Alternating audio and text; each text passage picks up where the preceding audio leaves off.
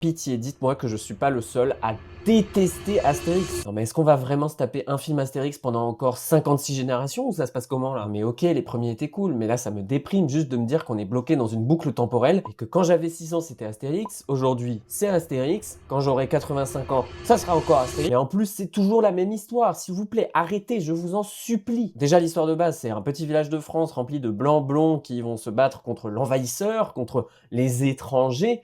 Excusez-moi, mais je la connais celle-là. Sans même parler des personnages féminins. Enfin, ah, pardon. Du personnage féminin qui a clairement le syndrome de la Schtroumpfette. Je veux dire, il n'y a que elle dans tout l'univers Astérix. Alors oui, il y a d'autres personnages féminins, mais regarde-moi ça. C'est quoi ça? Vous êtes sérieux? Et juste de me dire que les plus gros budgets du cinéma français depuis les années 90, c'est que pour Astérix, ça me bute. Mais en plus, ils sont nuls. Ça se passe comment les réunions de prod là, sérieux? Est-ce que le dernier Astérix était nul? Oui. Est-ce qu'on a perdu des millions à le faire? Oui. Est-ce qu'on va quand même en refaire un cette année? Absolument!